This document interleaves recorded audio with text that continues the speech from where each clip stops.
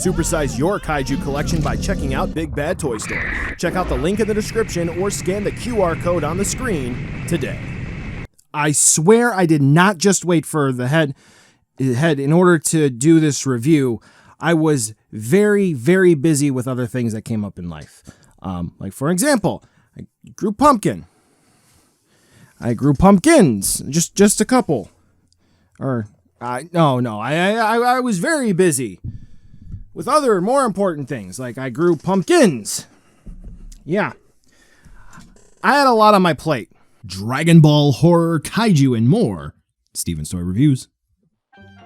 Hey, hello there, collectors. It's Steven here, and welcome to another Hiya Toys Godzilla review, where today we're going to be taking a look at the Hiya Toys Exquisite Basic Godzilla 1991 Hokkaido Battle version. I think that's the full title, but it's Godzilla 1991, and oh boy, this guy definitely needed some head in order to get up and going to make collectors happy. There's a whole long story associated with that, and long story short, fans said, I don't like this. Hiya said, bet, double down, and they gave fans what they wanted. And then they turned around for the next release of this figure, and they made it even better. That's right, you're going to have to buckle up, kids, because this is an interesting ride to the future and back with Godzilla. So let's take a look to see whether or not he's going to be worth adding into your collection. So real quick, the 1991 movie Godzilla vs. King Ghidorah, effectively, the water shots, the land shots, whatever, effectively, there are two different Godzilla suits. We have the Hokkaido suit and the Shinjuku suit. Tamashii Nations, in their product line, the SH Monster Arts line, did the Shinjuku suit. Obviously here, as you can tell by the title and what I just said, Hiya Toys did the Hokkaido suit. Now the Hokkaido suit is going to be when he properly fights King Ghidorah, Shinjuku, Mecha King Ghidorah. Got it? Great. Fantastic. And he is different from Bio Goji. So a lot of folks want to say that they can just get 89 and, whatever the case may be. But obviously, it's going to be your prerogative. But when it comes down to the sculpt and the paint, I will say that Hiya Toys did a really rock-solid job overall. There's not a whole lot to really complain about when it comes to the sculpted details. The figure does look rather nice. I will say that some of the details do look a bit more rounded and maybe muted compared to what we saw from the prototype. Maybe he looks a bit more cute compared to the ferocity that we're used to for the Heisei era of Godzilla, but nevertheless, he does look very accurate to what we've seen on screen. He does have a bit more of that slimmer midsection and that barreled chest with those thunder thighs to make a great accompaniment. When it comes to the hands, you will see the accessories coming up here shortly. It does scream classic Heisei era Godzilla, and those feet do look big, and they do look almost like clown shoes, which is definitely going to be accurate to the style of the era. Right? Man in suit stomping around looks great. The tail, some think it looks a little too long and it looks a little too silly, maybe even a little stringy, but after going back and looking at the source material multiple times, it definitely does look spot on to what we've seen on the screen. But overall, I do think that Hiya did nail a great job on the final product here.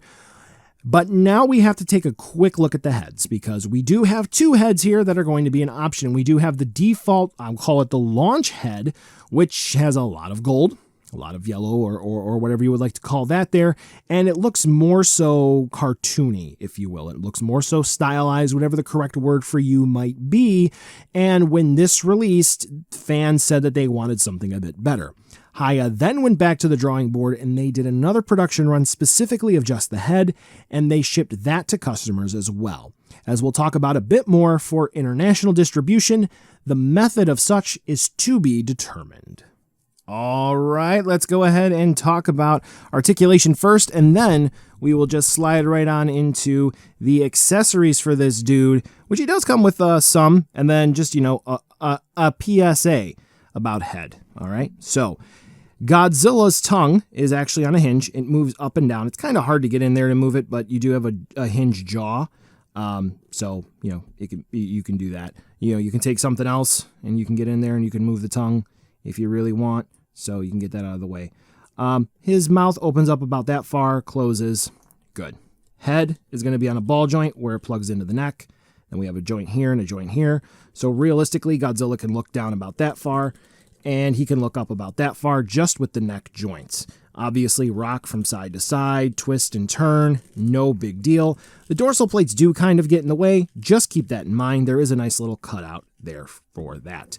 We'll go ahead and jump down to the waist joint here. So he does have a ball joint, twist and turn, rock from side to side. Very good movement, very similar to an SH Monster Arts, one of the newer Heisei releases, if you will.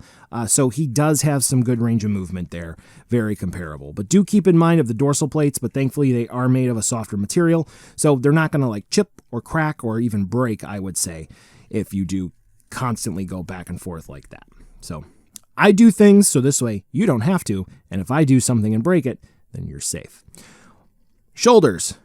They kind of basically act like a ball joint, move around, very nice. You can raise and lower them. T-posing is not out of the question whatsoever, so that's good. We do have the elbows. They are basically on ball joints because we can rock them around, and they get hinge movement in and out, up and down. And then we do get the forearms, which are on ball joints there, right? They twist and turn and tilt and hinge, so we get good movement. The Monster Arts Scar King would be very jealous of this range of movement. It's very good. For the wrists, ball joint here where it plugs in and a ball joint where the hand plugs in, so we can get some really rock solid range of movement, even so much so that I accidentally popped off the hand. You know, just pop that back on. That's a feature. It's not a bug that you can pop the hand off. Anyway, hips, ball joint. Godzilla can do the splits. Very nice. Good. He can kick about that far forward, except he can do the full spin around, but you know, what's reasonable, right? That far back. Good. Hinges at the knees, basically. We do get some ball joint swivel movement, but you know, effectively we're going to get hinge movement, and he can go about that far back, but you can definitely see that there's this here, which folks were worried about this being an extra flap. It's just a piece of sculpt that pops out, so this way it hides any gaps that come about. Ball jointed ankles, which is good. Good solid range of movement there. All nice. And then the tail is really rock solid. We get ball joints all the way up to the tip, so you can coil it around if you would like. And yeah, very good. I mean, the articulation is really, really good. Lots of folks are loving this. I'm just kind of just doing a rough overview of the range of movement because we could be here for hours talking about it. But yeah, that is the gist of what you need here for the Hokkaido Godzilla 1991. Now, accessories. You're basically looking at everything this guy comes with, and it's a bit of a shame. We'll explain more in a second. Hands. So, yeah. Okay, so Godzilla does come with an alternate set of hands, and you're actually kind of seeing the two mix and match together. He comes with one smaller, like typical Heisei closed set of hands and one sort of splayed set of hands. Now, the sort of clawed, clenched up set of hands, they're very, very hard to just swap with no problem. This one, it actually is not held on very well. It's just kind of like tucked on a little bit with pressure. The ball joint isn't fully seated in. This one is no issue, right? That ball joint is all the way in. The right hand is not, and you do get left and you do get right hand parts for that. You can see. So yeah, he actually isn't really well equipped to hold like a gun with these hands, but you can make some magic happen. So that is officially out of the box the only accessories that you get, which is a shame. So now's an important part. We got to talk about head because it's a central part to this Godzilla figure. So to wind the clock back and give you full context here, the original release full on of the Hokkaido Godzilla came with this head sculpt and paint application. And when it released, for the record, I don't think this is too bad. I like it. It's neat, whatever. When this came out, fans were not happy with this, okay?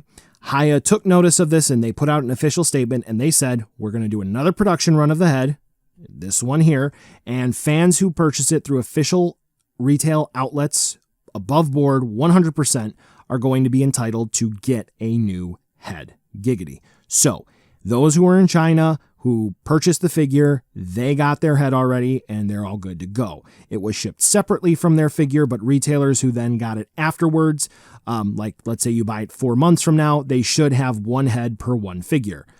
Awesome. Cool beans. Now here's where the issue comes with international. Hiya just said that they were going to do that. Like, you're just going to get a new head. Awesome. Problem. In the US, the US distributor of Hiya figures previews is underneath Diamond Comics. Now, Diamond, if you don't know this, pretty much almost went bankrupt and was saved at the last minute, okay?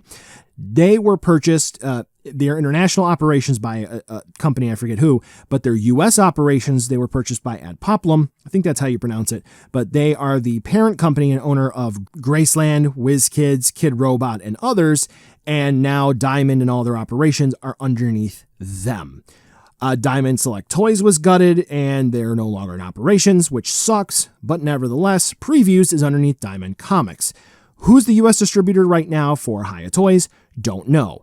Don't even know exactly what Previews is doing right now. But nevertheless, Hiya is on a little bit of a delay because of that, and we don't exactly know how the new head will be distributed, if it's going to be distributed separately, in its own box alongside the figures, if Hiya is just going to nix two heads and just put one in the box for the figure, which paint apps they're going to do, because the Heat Ray, the Mountain Dew Voltage one, has different paint apps. We'll see that in a second.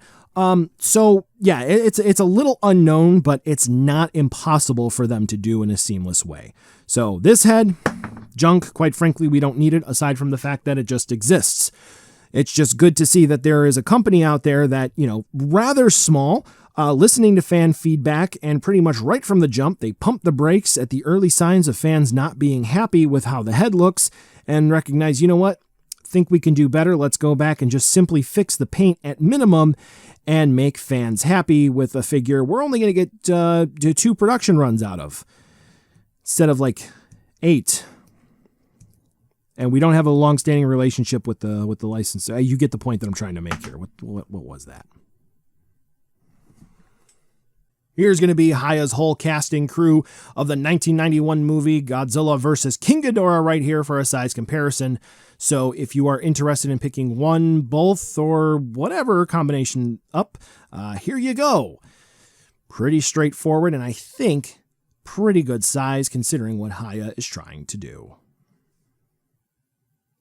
And since these are both landing at the same time, maybe you're interested in one over the other, here's going to be a side-by-side comparison with the normal Hokkaido release alongside the Mountain Dew Voltage version, the Heat Ray. And as you can see, there are a lot of similarities because it's the same sculpt, but there are some differences. Notably, the Mountain Dew Voltage version is going to have a little bit more dust on him, it looks like, which is cool. But the big difference, aside from the nice, icy, electric dorsal plates made of translucent plastic, on the other one, that one there, yep, we're going to have the head, which looks different once again. Whereas the original normal Hokkaido Godzilla has some struggles with the blacks and the oranges there, we can definitely see that with the Heat Ray version, Hiya basically hit their stride, and it looks stunning here. So the obvious question, buy now, skip, or wait for a deal. I'm going to be honest with you here, Chief. The normal vanilla Hokkaido 1991 is a solid skip. There's no reason to pick this up with the Voltage version being on the market right now and it having the better looking of the 3 heads. There's no reason for Hiya to take that many shots at getting this right when they had it right to begin with at the prototype. And they launched the figure with a head that folks didn't like. Then they did a repeat of it, which admittedly is good, but then the third time they do it is exactly how it should have been to begin with, and actually looks very, very close, if not better, than what they solicited. So it's sort of just like by itself, just the principle of the matter. It's not about the money, it's about sending a message. Now, I do understand that there are going to be people who want the default non-lit up Godzilla, and that's fine. I'm not saying that this is a bad figure. Listen to what I'm saying here, folks. I'm not saying that this is a bad figure at all. I'm saying that if you're looking to get one over the other, this isn't going to be the one to get, and the most bang for your buck is going to be the heat ray. That being said, in a vacuum, this isn't a bad figure at all. The articulation is rather rock solid. He does look good, and for fans who want something to fiddle around with for an affordable price, this does it. What does sting a bit, however, is we do have the heat ray that has just released as well, and that's going to have more bells and whistles and a large beam that's actually a bit taller than Godzilla himself. So the question is begged, why can't maybe we get an accessory with this Godzilla, maybe like a kid's spaceship or a tree or something? The world may never know. It's a solid release, but if it's one over the other, get the other.